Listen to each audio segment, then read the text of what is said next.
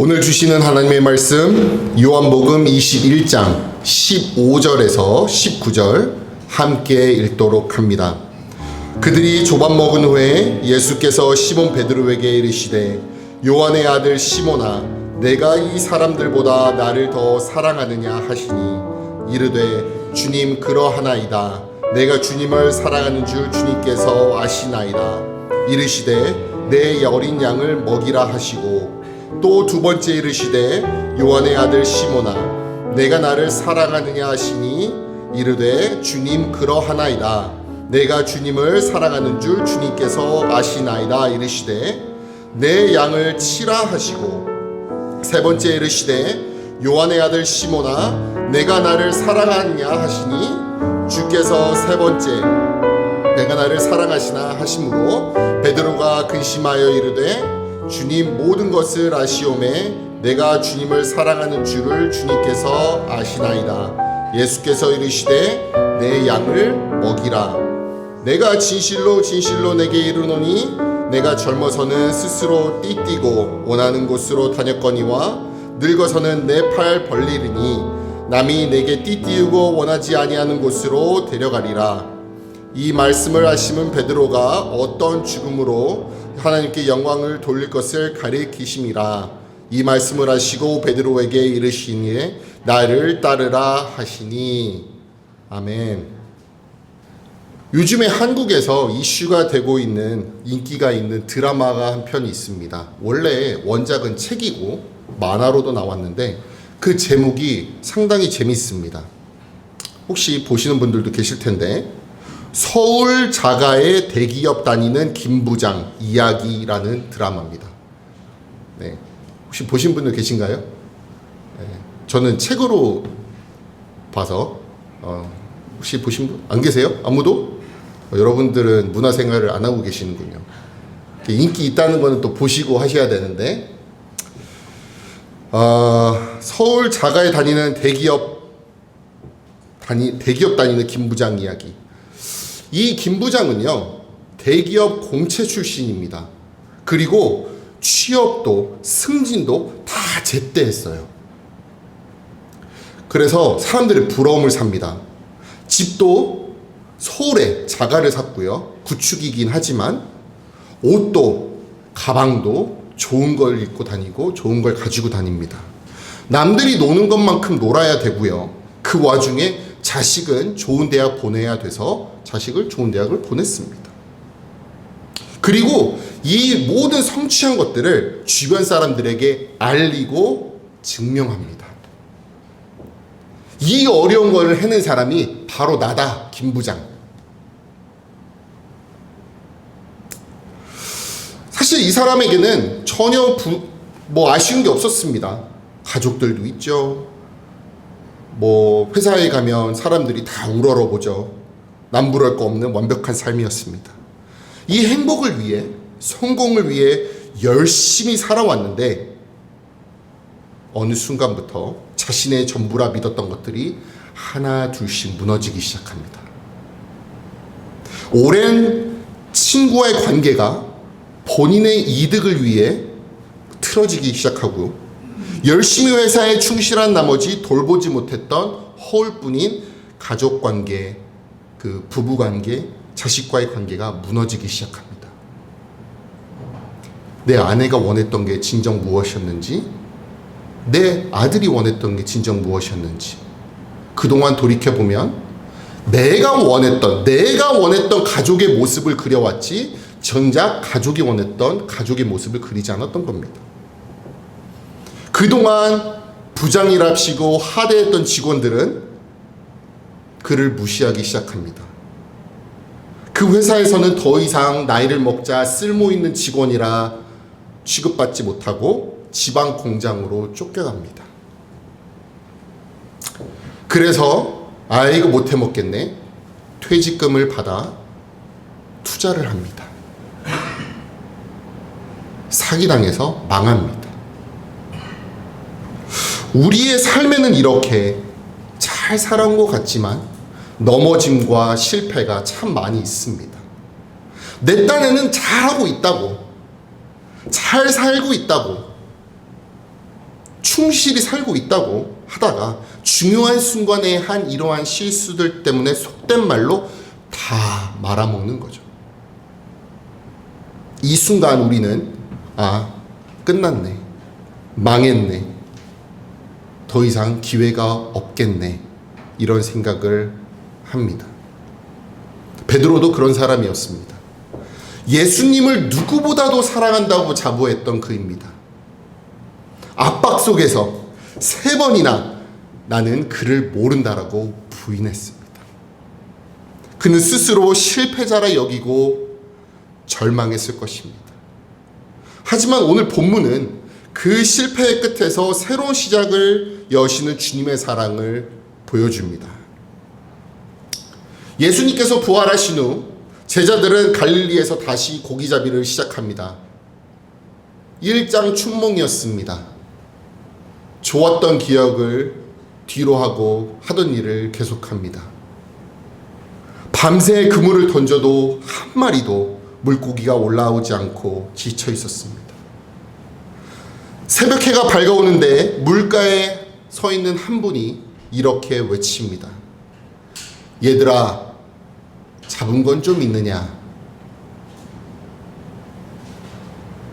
그러자 제자들은 없습니다 라고 소리를 지릅니다. 그물을 배 오른편에 던져라. 그럼 고기를 잡을 수 있을 것이다. 제자들이 순종하자 엄청난 양의 물고기가 올라옵니다. 요한이 깨닫습니다. 주님이시다. 베드로는 물속으로 뛰어들어 주님께 달려갑니다. 이 이야기를 통해 우리가 먼저 배울 수 있는 것은 주님은 낙심한 자를 먼저 찾아오신다는 겁니다. 제자들이 주님을 찾아갔던 것이 아니라 주님이 제자들에게 찾아오셨습니다. 제자들이 그리고 나서 육지에 올라와 보니 숯불 위에 생선과 떡이 준비되어 있었습니다.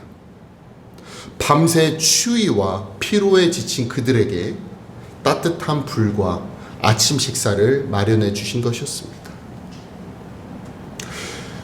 요한복음 21장 9절에서 숯불이라는 단어가 나옵니다.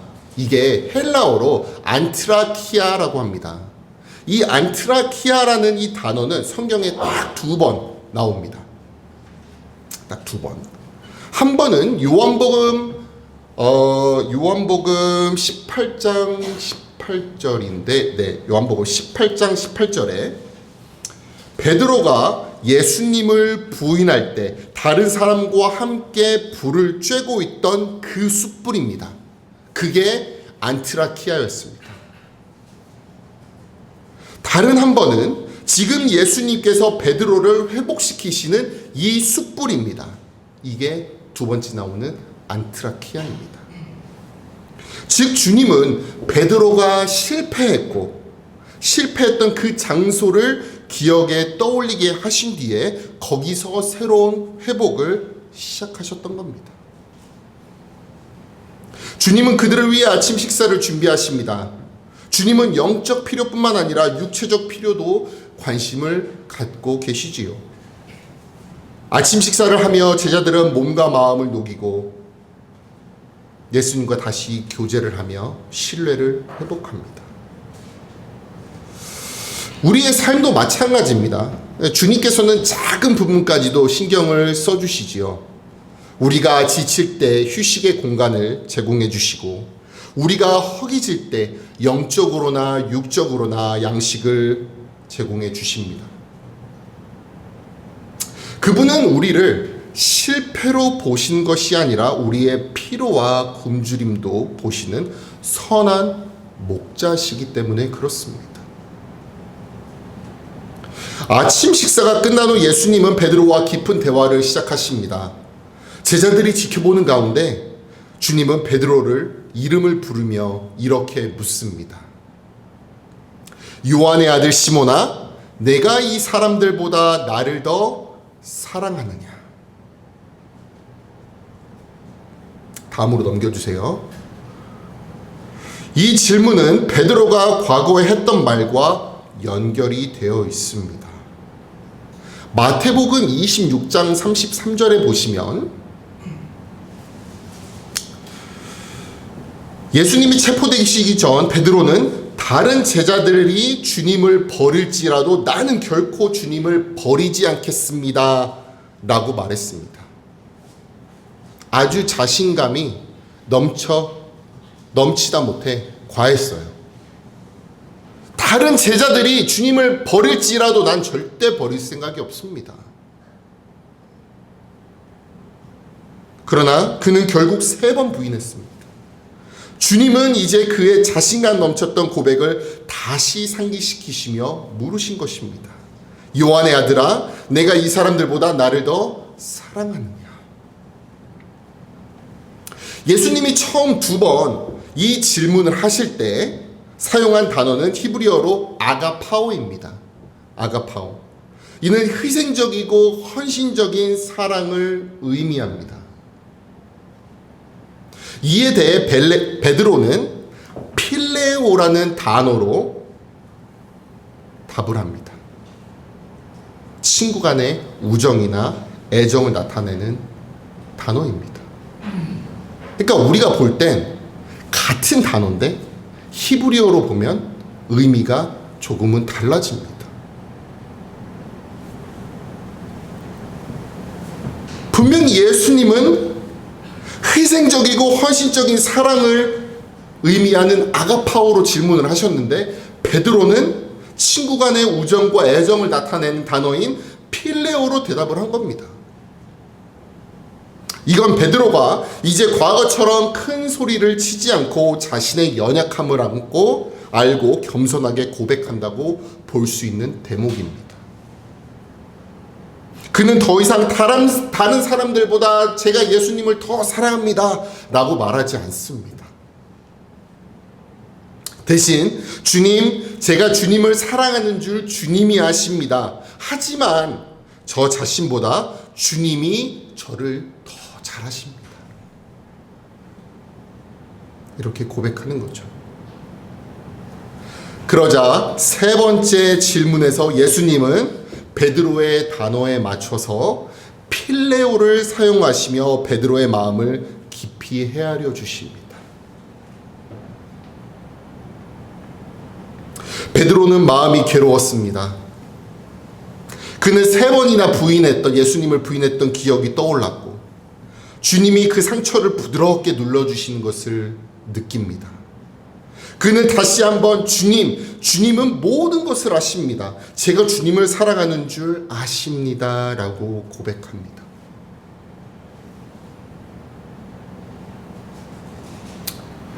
이 대목을 보며 저도 제 스스로의 모습을 좀 생각해 봤습니다.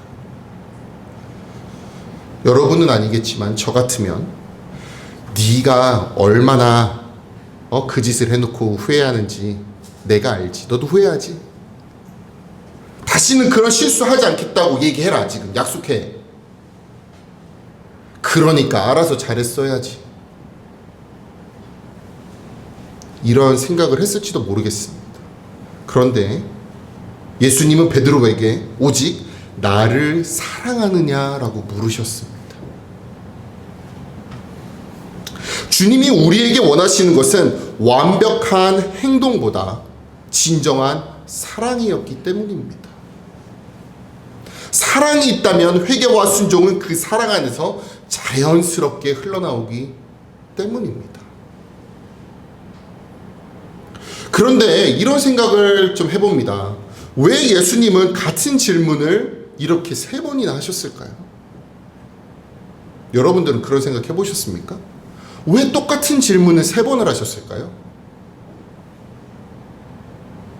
내가 원하는 대답을 베드로가 안 해서?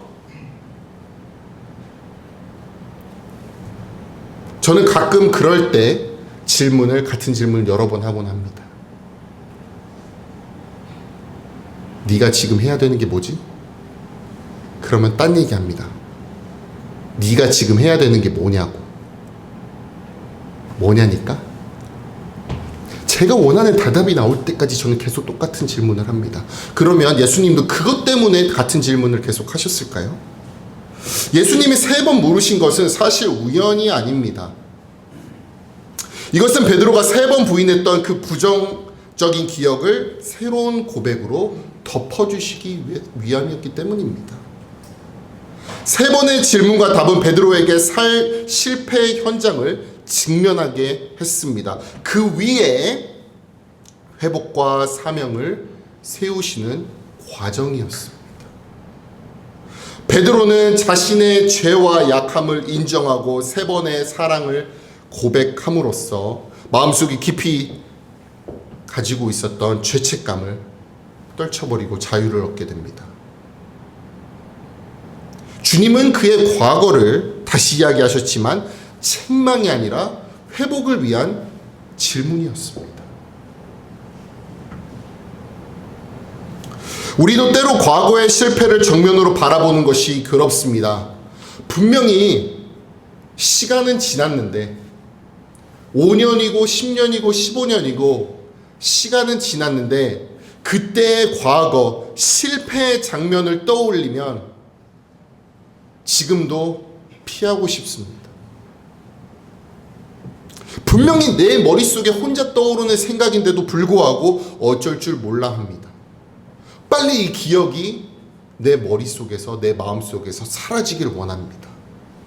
평소에는 생각 안 하고 있다가 가끔씩 문득 떠오르는 이 장면들은 우리는 잊고 싶어 합니다.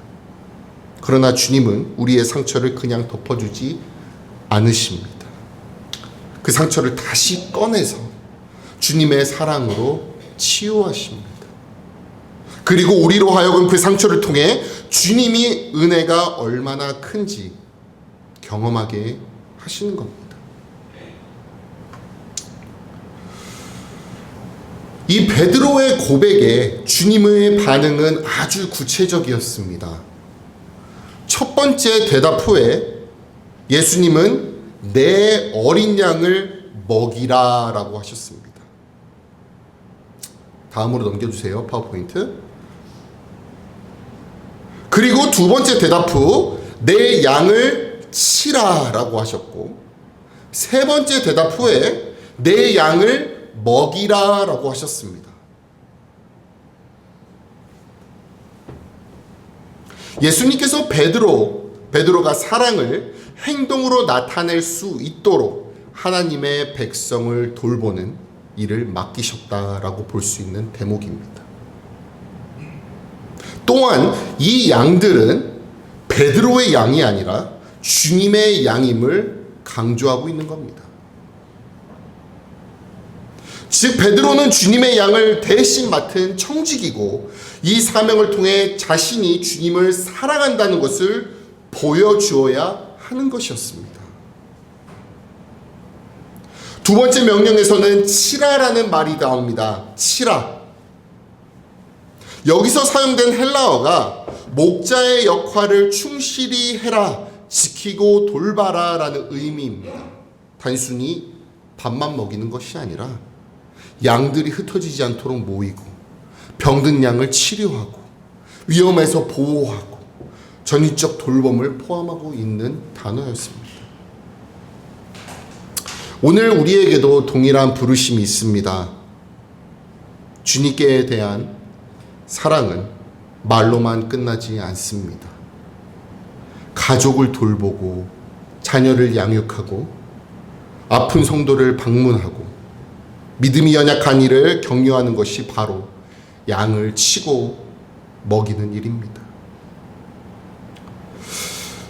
그리스도를 사랑한다면 우리가 마땅히 해야 하는 일입니다.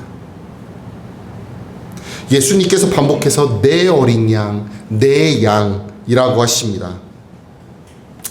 사람들, 특히 목사님들은 때때로 성도님들이나 교회를 내 양떼, 내 교회라고 생각하기 쉽습니다. 그러나 성경은 분명히 이야기하고 있습니다. 양들은 주님의 것입니다. 목사님의 것이 아닙니다. 목사님들은 그분의 양을 잠시 맡은 청지기일 뿐입니다. 이렇게 사역을 하다 보면 내가 만든 결과를 자랑하고 싶은 마음이 들 때도 있지만 항상 이 양들은 주님께서 피로 사신 양이라는 것을 기억하고 있어야 되는 거죠. 그거를 목사님들도 놓칠 때가 분명히 있습니다. 이렇게 베드로는 자신의 실패와 약함을 인정했을 때 오히려 더 큰 사명을 맡았습니다. 앞으로 그는 예루살렘 교회의 지도자가 되고 유대인과 이방인에게 복음을 전하는 핵심 인물이 됩니다. 사도행전 2장에 보니까 베드로는 성령의 감동으로 설교하고 3,000명이 회개하고 세례를 받는 역사적인 사건을 일으킵니다. 또 이방인 고넬료의 집을 방문하여 복음의 문을 여는 역할을 주역이 되기도 합니다. 이처럼 주님은 실패한 사람을 통해 더 큰 일을 이루시는 분입니다. 성경은 이런 이야기가 참 많습니다. 처음부터 잘 나가서 끝까지 넘어지지 않고 잘 나가는 사람은 거의 찾아보기가 어렵습니다. 그리고 그런 사람들은 하나님께서 사용하지 않으십니다. 몇 명만 볼까요? 모세는 어땠습니까? 충동적으로 이집트 사람을 죽였죠. 도망갔어요, 광야로. 그런데 하나님은 그를 다시 부르셔서 이스라엘 지도자로 세우셨습니다.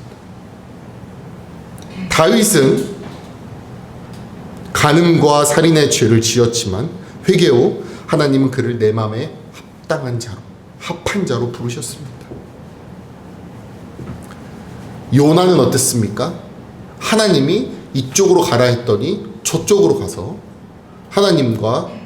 하나님의 명령에 거역하다가 나중에는 회개하고 느느웨로 돌아와서 부흥의 도구로 쓰였습니다. 요한 마가는 어떻습니까? 바울의 첫 선교 여행에서 중도에 포기했습니다. 그런데 나중에 바울과 베드로에게 다시 쓰임받고 복음서를 기록했죠. 이 모든 사례가 보여주는 것은 딱 한 가지입니다. 하나님께 드리지 못할 실패는 없다. 우리의 실패를 인정하고 주님 앞에 내려놓을 때 그분은 그것을 새로운 출발점으로 삼으신다는 것을 믿으시기 바랍니다. 예수님은 베드로의 사명을 맡기는 동시에 그의 미래에 대해 말씀해 주십니다. 내가 젊어서는 스스로 띠뛰고 원하는 곳으로 다녔으나 나이가 들면 다른 사람이 내 손을 벌리고 내가 원하지 않는 곳으로 데려갈 것이다. 아멘. 요한은 이것이 베드로의 순교를 가리킨다고 설명합니다. 학자들은 예수님은 베드로가 장차 십자가를 피하지 않고 주님을 위해 죽을 것임을 약속했다라고 해석하기도 합니다. 그리고 주님은 한마디 더 하십니다. 나를 따라오라.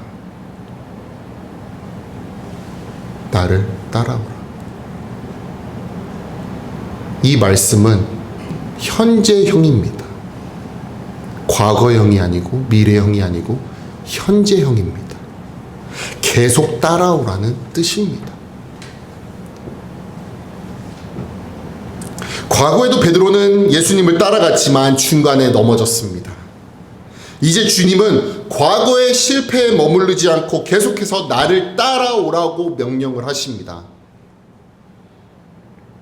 여기서 우리가 배울 수 있는 건 무엇입니까? 주님을 따른다는 것은 한 번의 결단으로 끝나는 것이 아니라 계속해서 주님을 바라보고 따라가는 삶이라는 것입니다. 때로는 고난이 있고 희생이 있고 우리의 계획과 다를 수가 있습니다. 그러나 주님은 우리가 끝까지 따를 때 그 길에서 하나님을 영원하게 하는 영화롭게 하는 은혜를 경험하게 하십니다. 그리고 또한 베드로가 이렇게 이야기합니다. 그럼 저 사람은 어떻게 되겠습니까? 요한복음 21장 21절에서 이야기하죠. 저 사람은 어떻게 되겠습니까?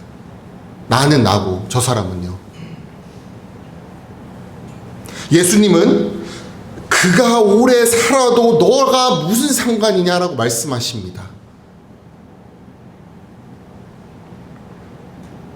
우리도 그렇습니다. 우리는 어릴 때부터 비교하고 비교당하는 삶을 살아왔습니다. 우리 부모님이 그랬고 우리 조부모님도 그러셨을 거고 분명히 나도 그렇게 살아가고 있습니다. 다른 사람의 삶과 사명을 비교하기보다는 주님이 나에게 주신 길을 충분히 건너야 합니다. 각 사람에게 맡겨진 길은 다릅니다. 하나님께서 여러분들에게 주신 길은 다 다릅니다.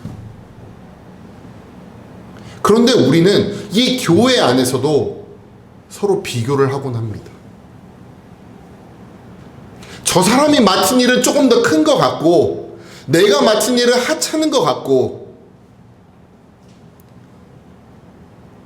목사님들은 안 그러겠습니까?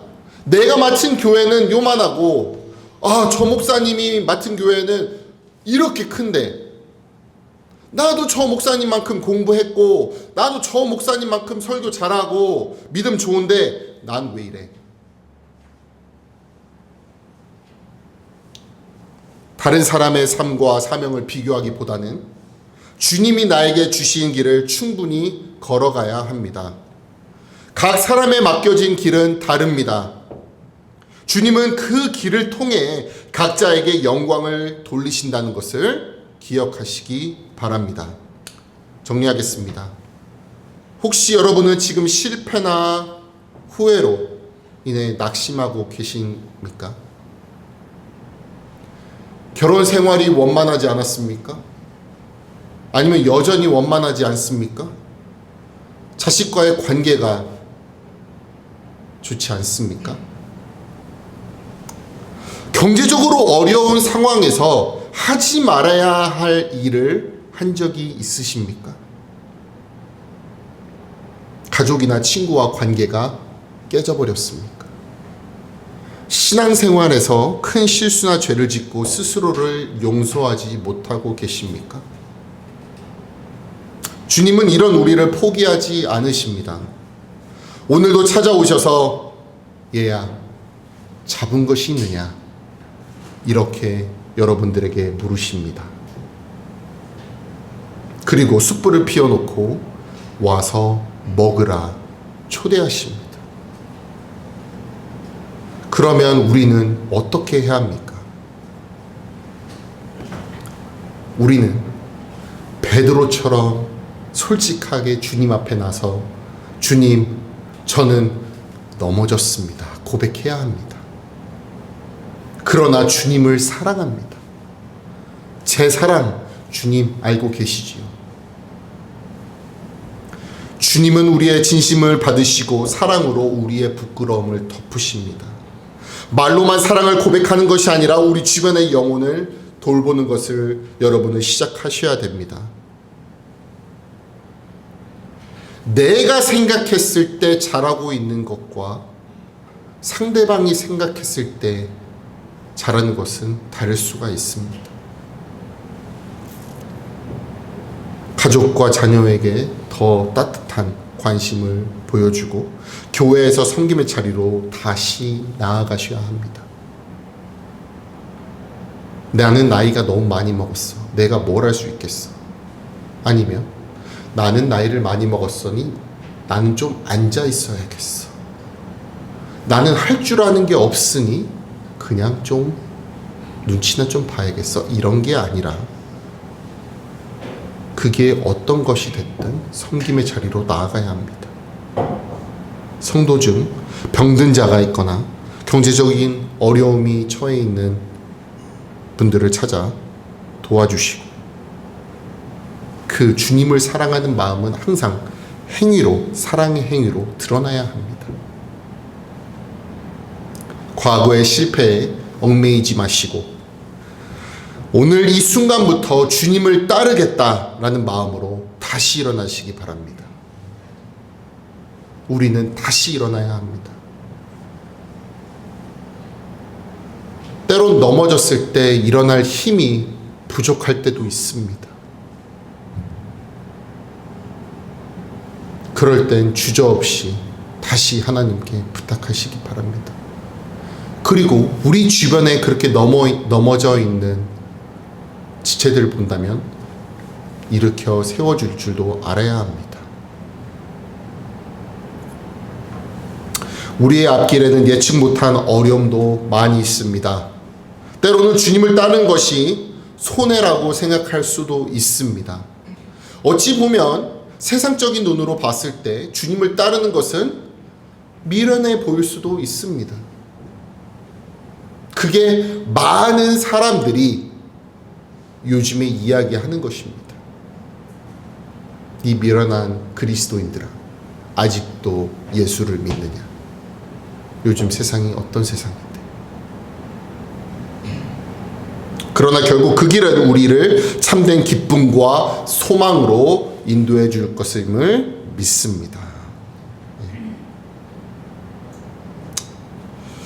다른 사람의 사명과 비교하지 말고 다른 사람이 어찌 됐든 간에 나에게 주어진 사명을 여러분들은 꼭 받아들이고 앞으로 나가셔야 합니다. 사랑하는 늘푸른교회 성도 여러분, 이제 여러분들에게 묻습니다. 주님을 사랑하십니까? 뭐지?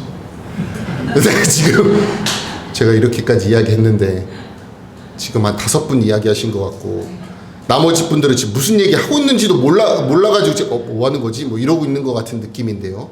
다시 한번 묻습니다. 주님을 사랑하십니까? 우리 모두 완벽하지 않습니다.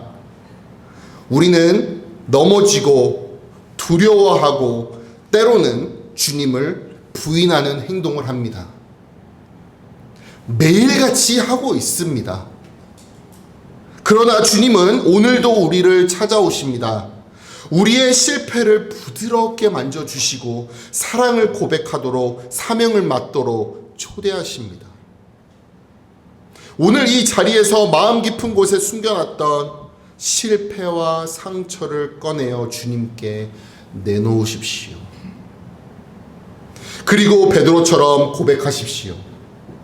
주님, 주께서 모든 것을 아십니다. 제가 주님을 사랑하는 것을 주님께서 알고 계십니다. 주님은 여러분들에게 말씀하십니다. 내 양을 먹이라. 내 양을 돌보라. 나를 따라오라. 그리고 계속 따라오라. 우리 모두가 실패 위에 다시 세워지는 은혜를 경험하며 사랑과 순종으로 주님을 따라가는 그런 삶을 살게 되기를 간절히 축원합니다.